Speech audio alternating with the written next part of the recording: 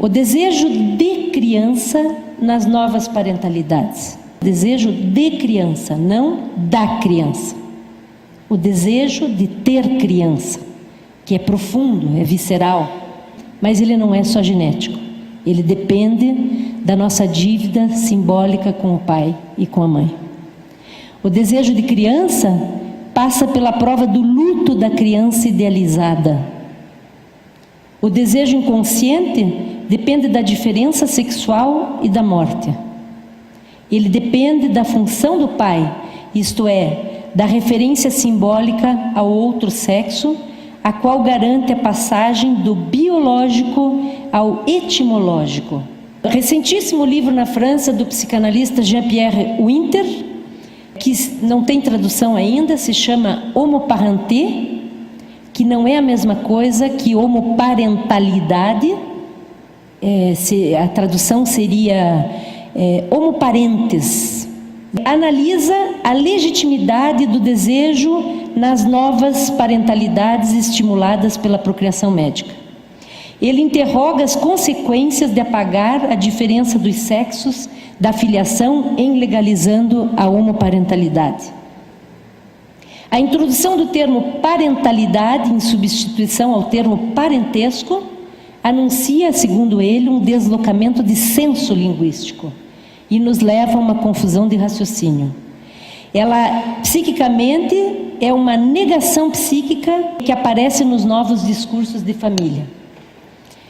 Uma das consequências é a mudança da noção do Estado Civil no campo do direito e dos critérios de identificação das pessoas físicas, identificada como CPF, RG, registros notariais.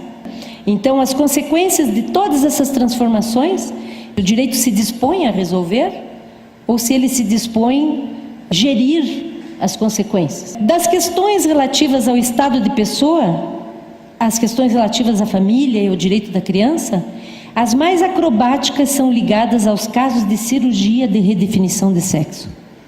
Vejam que não é uma questão de ser contrária. A medicina propôs para tentar resolver a questão da angústia identificatória a cirurgia de redefinição de sexo. Só que, como eu dei o exemplo, depois a pessoa tem dificuldade de se identificar ao novo sexo.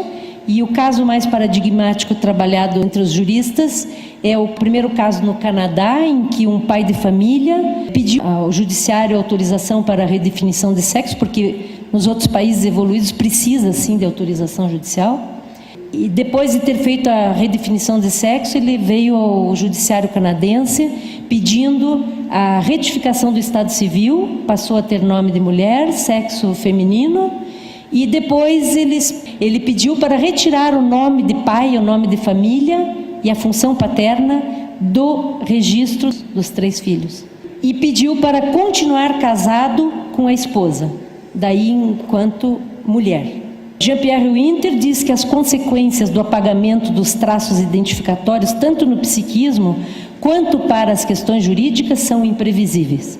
Inclusive porque se nós apagamos totalmente o primeiro registro, essa pessoa deixa de existir, inclusive para responsabilidades criminais. Então lembramos que a sexualidade é um fato de representação e de linguagem. Assim sendo, a homoparentalidade tem efeitos sobre a subjetividade da criança, pois ela transforma a ordem geracional e remete em causa todos os interditos fundamentais de humanização. Precisamos então refletir se a realização de alguns fantasmas psíquicos por meio da tecnologia é um avanço igualitário e democrático suficiente para transformá-los em um desejo legítimo e legal. Essa é a questão para o direito. Se o fantasma psíquico, uma vez transformado em realidade pela tecnologia, é suficiente para que isso seja legítimo. A legalização do casamento para homossexuais coloca então à luz as suas sexualidades e suas particularidades na relação da escolha e do objeto. A legitimidade da sexualidade heterossexual, ao contrário, graças à diferença dos sexos, a torna obrigatória em vista da procriação. a ausência dessas relações sexuais no matrimônio civil entre heterossexuais é causa de anulação e de divórcio. Então, será que a legalização da união homossexual impõe a obrigação de suas sexualidades como dever conjugal? Tem muitos que dizem que isso é um preconceito, um moralismo com relação, por causa da igreja, da origem ocidental judaico-cristã, mas não é só uma questão religiosa. Não é por acaso que a igreja legaliza e impõe a prática heterossexual no casamento, e se isso não se consuma, pode sim anular o casamento, porque o interesse geral da humanidade é a continuidade da espécie humana. Não é por uma questão de moralismo.